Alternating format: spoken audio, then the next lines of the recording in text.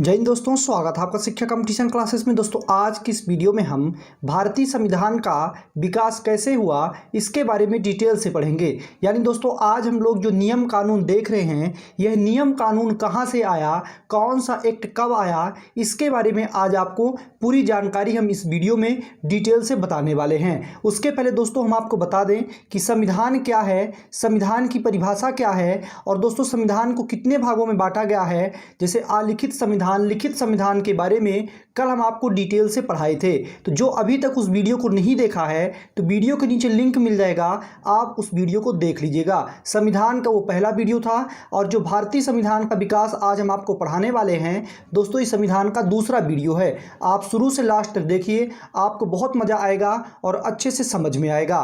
तो चलिए दोस्तों अब बात कर लेते हैं कि भारतीय संविधान का विकास कैसे हुआ। दोस्तों उसके पहले हम आपको बता दें कि इतिहास में दो ऐसे युद्ध हुए। पहला युद्ध हुआ दोस्तों 1757 और इस युद्ध का नाम क्या था दोस्तों, तो प्लासी का युद्ध। और दोस्तों जो दूसरा युद्ध हुआ था तो 1764 में दोस्तों एक युद्ध हुआ था और इस युद्ध का नाम क्या था दोस्तों, बक्सर का युद्ध। ये दोस्तों दो युद्ध ऐसे हुए जिसमें दोस्तों अंग्रेजों की जीत हुई। अगर दोस्तों कभी आपसे ये पूछता है कि 1757 को जो युद्ध हुआ था जिसका नाम क्या था, प्लासी का युद्ध, किसके किसके बीच हुआ था, तो आपको बताना है अंग्रेजों और सिराजुद्दौला के बीच। आप अच्छे से सुनिएगा, आपको समझ में जरूर आएगा। इसमें दोस्तों होता क्या है कि अंग्रेजों की जीत होती है और दोस्तों दूसरा जो युद्ध होता है 1764 और दोस्तों जो 1764 में युद्ध होता है तो बक्सर का युद्ध होता है। और जो बक्सर का युद्ध होता है तो अंग्रेजों और मीर कासिम के बीच होता है और इसमें भी दोस्तों अंग्रेजों की जीत होती है। इन दोनों युद्ध से दोस्तों ये निश्चित हो जाता है कि अब भारत में अंग्रेजों की सत्ता चलने वाली है। तो भारत में दोस्तों हम आपको बता दें कि एक ईस्ट इंडिया कंपनी की स्थापना हुई थी 31 दिसंबर दोस्तों 31 दिसंबर को स्थापना हुई थी और सन था आपका 1600 में। तो 1600 ईस्वी में हम लोग साधारण तौर पर पढ़ते हैं कि ईस्ट इंडिया कंपनी की स्थापना हुई थी। तो दोस्तों भारत में ईस्ट इंडिया कंपनी आ चुकी थी और ये निश्चित हो चुका था दोनों युद्ध के, बक्सर का युद्ध और प्लासी के युद्ध से, कि अब भारत में ईस्ट इंडिया कंपनी का शासन चलने वाला है। उसी कंपनी को चलाने के लिए समय समय पर दोस्तों कंपनी के या ब्रिटिश कह सकते हैं नियम बनाए। उसी नियम से दोस्तों हमें कुछ नियम मिला और दोस्तों जो बाद में भारतीय संविधान के विकास में काम आया, वही दोस्तों अब हम डिटेल से पढ़ने वाले हैं। तो आपको हम पहला पढ़ाएंगे जो भारत का विकास हुआ था उसको दो भागों में बांट सकते हैं। पहला था कंपनी के शासन के रूप में। अगर सन की बात करें तो 1773, थोड़ा सा यहाँ पे मिसप्रिंट है, आप ध्यान रखिएगा, 1773 से लेकर के 1858 तक। यानी दोस्तों जो पहला आया था रेगुलेटिंग एक्ट, ये आया था आपका 1773 में। तो 1773 से 1858 तक कंपनी ने शासन किया था भारत में। और दूसरा था दोस्तों ताज के शासन के रूप में, यानी 1858 से 1947 यानी स्वतंत्रता तक। तो आज हम लोग जो देखने वाले हैं तो कंपनी के शासन के रूप में कौन कौन से एक्ट आए और कौन कौन से नियम बनाए गए थे, यही डिटेल से पढ़ने वाले हैं। चलिए दोस्तों पहला पढ़ लेते हैं। तो पहला है 1773 का रेगुलेटिंग एक्ट। दोस्तों हम आपको बता ही दिए थे, दो युद्ध के बाद अंग्रेजों ने पहला एक्ट पारित किया और उस एक्ट का नाम था 1773 का रेगुलेटिंग एक्ट। इस एक्ट के तहत कौन कौन से नियम बने, सबसे पहले दोस्तों आप ये देख लीजिए। तो जो पहला है, बंगाल के गवर्नर को गवर्नर जनरल कहा जाने लगा। दोस्तों बहुत अच्छा क्वेश्चन कई बार एग्जाम में पूछा जाने लगा है कि गवर्नर जनरल का पद कब से आया। तो आपको बताना है कि गवर्नर जनरल का जो पद आया था तो 1773 से आया था। यानी दोस्तों पहले तीन प्रमुख व्यापारिक केंद्र हुआ करते थे अंग्रेजों के, जिसमें दोस्तों मुंबई और दूसरा आपका मद्रास था और तीसरा कौन सा था, कोलकाता था या बंगाल था। तो दोस्तों जो बंगाल था तो बंगाल के गवर्नर को क्या बना दिया गया, गवर्नर जनरल बना दिया गया। तो क्वेश्चन पूछेगा कि किस सन में, तो आपको बताना है कि 1773 में गवर्नर जनरल का पद लाया गया। अब दोस्तों प्रथम गवर्नर जनरल कौन हुआ, ये भी क्वेश्चन बनता है। तो बंगाल का प्रथम गवर्नर जनरल कौन था, तो लॉर्ड वारेन हेस्टिंग था। ये दोस्तों ध्यान में रखिएगा, क्वेश्चन अगर पूछता है कि बंगाल का प्रथम गवर्नर जनरल कौन था तो आपको बताना है लॉर्ड वारेन हेस्टिंग था। 1773 में बंगाल के गवर्नर को तीन प्रांत बॉम्बे, मद्रास और बंगाल को गवर्नर जनरल बना दिया गया। अब ये भी दोस्तों आप ध्यान में रखिएगा कि 1773 में जो बंगाल का गवर्नर जनरल था उसे 3 प्रांत, बॉम्बे का, मद्रास का और दोस्तों बंगाल का गवर्नर जनरल बना दिया गया। यानी दोस्तों जो तीनों प्रांत थे, तो तीनों प्रांत हम आपको बता दें कि बंगाल के गवर्नर जनरल के अधीन कर दिए गए। बॉम्बे यानी दोस्तों वर्तमान में आपका मुंबई है, पहले इसका नाम बॉम्बे था, और मद्रास यानी वर्तमान में आपका चेन्नई है। तीनों दोस्तों केंद्र हुआ करते थे अंग्रेजों के ईस्ट इंडिया कंपनी का प्रमुख। और दोस्तों इनमें क्या किया गया कि इन तीनों को, बॉम्बे को, मद्रास को और बंगाल को, बंगाल के गवर्नर जनरल के अधीन कर दिया गया। अब दोस्तों ध्यान में आपको ये रखना है कि आखिर ऐसा क्यों किया गया। तो हम आपको बता दें जो 2 युद्ध हुआ था उसमें दोस्तों जो जीत हुई थी, तो जो बंगाल का गवर्नर जनरल था, यानी बंगाल का जो गवर्नर था उसी की जीत मानी जाती थी। इसीलिए दोस्तों बंगाल के गवर्नर को गवर्नर जनरल बना दिया गया और दोस्तों बॉम्बे, मद्रास और बंगाल को उसी के अधीन कर दिया गया। अब दोस्तों अगला फैक्ट क्या है, संसदीय नियंत्रण की स्थापना की गई। इसका मतलब दोस्तों ये है कि ईस्ट इंडिया कंपनी भारत में कैसे व्यापार करे, इसकी संसदीय नियंत्रण की स्थापना की गई। और ये कहाँ की गई दोस्तों, ब्रिटेन में की गई थी। ये दोस्तों आपको ध्यान में रखना है। अगला क्वेश्चन है 1774 में सुप्रीम कोर्ट की स्थापना कोलकाता में की गई थी। यहाँ से दोनों दोस्तों क्वेश्चन बनते हैं। पहला तो सन ही बनता है कि सुप्रीम कोर्ट की स्थापना किस सन में की गई थी, तो आपको बताना है 1774 में। और फिर कहाँ की गई थी, तो आपको बताना है कोलकाता में। जिसके प्रथम मुख्य न्यायाधीश, तीसरा क्वेश्चन यहाँ से बनेगा सर, तो यहाँ से लेकर के और लास्ट तक में आपके 3 क्वेश्चन बन रहे हैं कि 1774 में सुप्रीम कोर्ट की स्थापना कोलकाता में की गई थी, जिसके प्रथम मुख्य न्यायाधीश सर इलिजाह इम्पे थे। ये दोस्तों नाम याद रखिएगा, सर इलिजाह इम्पे इसके प्रमुख न्यायाधीश थे। और 3 अन्य न्यायाधीश भी थे। तो अन्य न्यायाधीश की इतना नाम जरूरी नहीं रहता है, लेकिन प्रमुख न्यायाधीश का नाम पूछा जाता है। तो पहला क्वेश्चन आपका सन हो गया, दूसरा क्वेश्चन आपका शहर हो गया, और तीसरा क्वेश्चन दोस्तों आपका नाम हो गया। ये 1774 और सुप्रीम कोर्ट से क्वेश्चन पूछे जाते हैं, आपको याद में रखना है। अब दोस्तों यहाँ पे एक नोट आप देख लीजिए, 1773 में जब कंपनी द्वारा जो रेगुलेटिंग एक्ट लाया गया था, तो हम आपको बता दें इसमें कुछ कमियां थी। इसको दोस्तों सुधारने के लिए 1781 में एक एक्ट लाया गया था।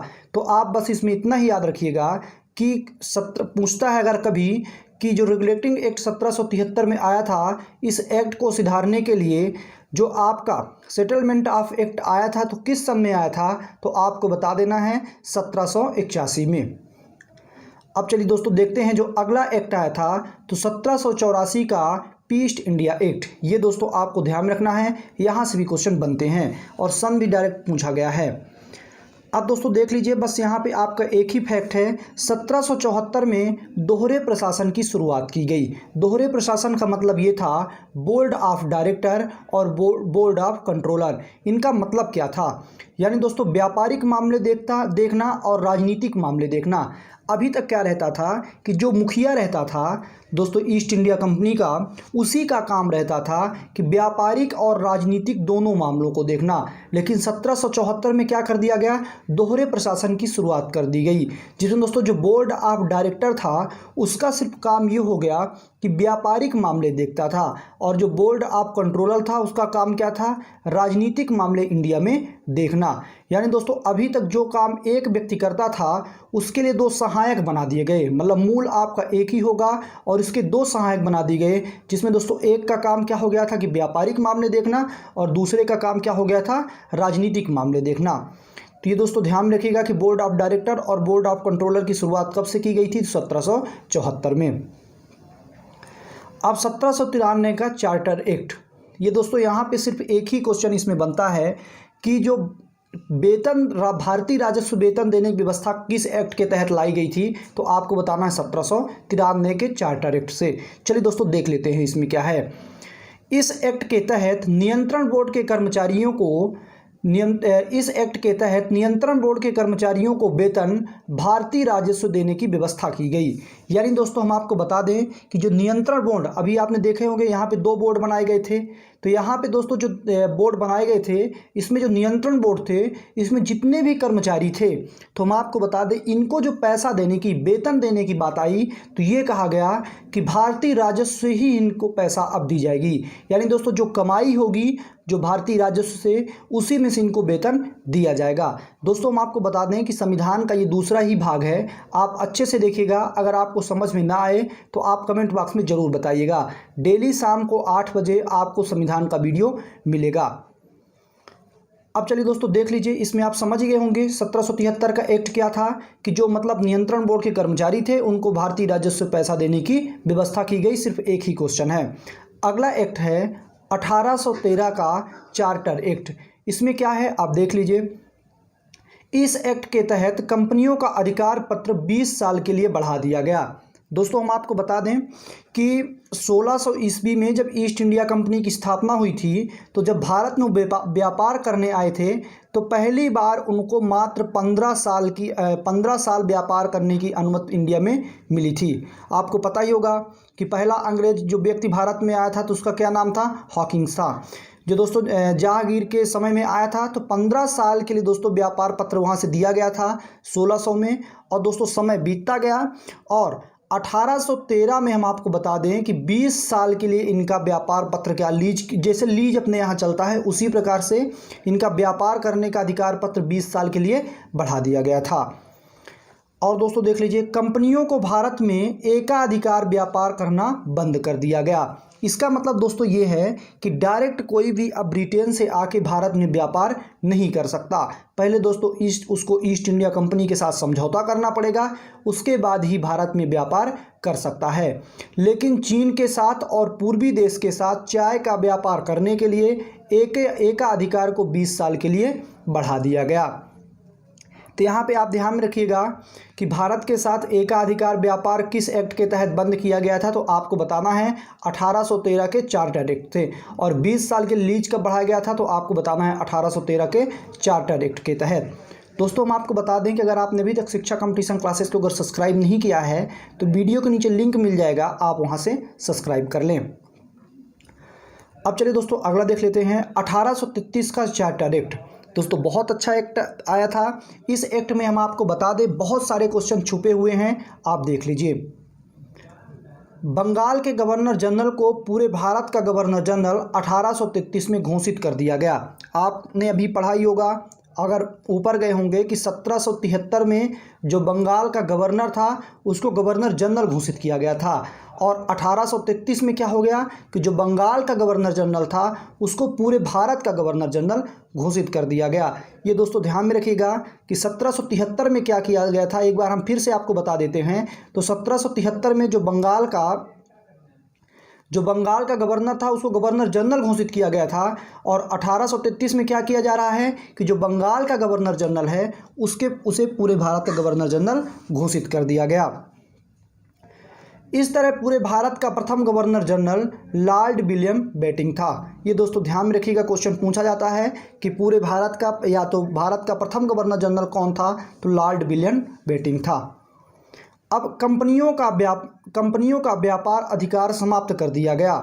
और जो दोस्तों कंपनियों का काम पहले क्या रहता था, इंडिया में व्यापार करना रहता था, उनका यह अधिकार समाप्त कर दिया गया। अब कंपनियों का काम सिर्फ क्या बचा, शासन करना। ये दोस्तों ध्यान में रखिएगा। उसका प्रमुख कारण ये था कि जो बंगाल का गवर्नर जनरल था उसको पूरे भारत का गवर्नर जनरल घोषित कर दिया गया। यही कारण था कि कंपनियों का व्यापार करना समाप्त कर दिया गया। अब सिर्फ कंपनियों का काम रह गया कि भारत में उनको शासन करना है। अगला एक्ट है 1853 का चार्टर एक्ट। इसमें दोस्तों देख लीजिए क्या है प्रमुख। इस एक्ट के तहत जो कंपनियों में कर्मचारी रख लिए जाते थे उन्हें भर्ती होने का प्रावधान कर दिया गया। यानी दोस्तों जो डायरेक्ट कंपनियों में कर्मचारी रखे जाते थे उनको ये किया गया कि अब भर्ती की जाएगी उनके योग्यता के हिसाब से। और दूसरा फैक्ट क्या है, सिविल सर्विस में पहली बार परीक्षा का प्रावधान 1853 में ही किया गया। ये दोस्तों ध्यान में रखिएगा कि सिविल सर्विस में क्या किया गया, पहली बार परीक्षा का प्रावधान कब किया गया था, तो 1853 में किया गया था। अब दोस्तों आपको पता ही होगा, उसके बाद समय आता है 1857 की क्रांति हुई थी। तो 1857 जब डेट आई तो 1857 क्रांति के बाद हम आपको बता दें कि जो ईस्ट इंडिया कंपनी का शासन यहाँ चल रहा था उसे समाप्त कर दिया गया और डायरेक्ट पूरी सत्ता ब्रिटेन की जो महारानी थी उनके हाथों में दे दिया गया। यही कारण है, आप देख लीजिए नोट में लिखा है कि जो 1773 में भारत के ऊपर कंपनी का शासन चल रहा था उसे 1858 में समाप्त कर दिया गया। और दोस्तों उसे समाप्त क्यों किया गया, हम आपको बता दें कि 1857 में जो क्रांति हुई थी उसके कारण ब्रिटिश सरकार बहुत डर गई थी कि आगे क्या होगा हिंदुस्तान में, इसीलिए कंपनियों का जितने भी अधिकार पत्र थे उन्हें समाप्त कर दिया गया और पूरा किसे दे दिया गया, पूरा दे दिया गया ब्रिटिश महारानी को। जो दोस्तों ब्रिटेन की महारानी हुआ करती थी उनको दे दिया गया। यही कारण है कि भारत में जो संविधान का विकास हुआ तो दो रूप में हुआ, पहला कंपनी के शासन के रूप में और दूसरा ताज के शासन के रूप में। तो पहला 1773 से हुआ था 1858 तक, जिसे हम आज पढ़ चुके हैं। और दोस्तों कल हम पढ़ेंगे ताज के शासन के रूप में, यानी 1858 से 1947 स्वतंत्रता तक में कौन कौन से नियम कानून बने। इसी दोस्तों जो आप एक्ट पढ़ रहे हैं, इन्हीं एक्ट से जो नियम बने थे तो बाद में भारत के संविधान में भी इनका बहुत बड़ा योगदान था। तो चलिए बहुत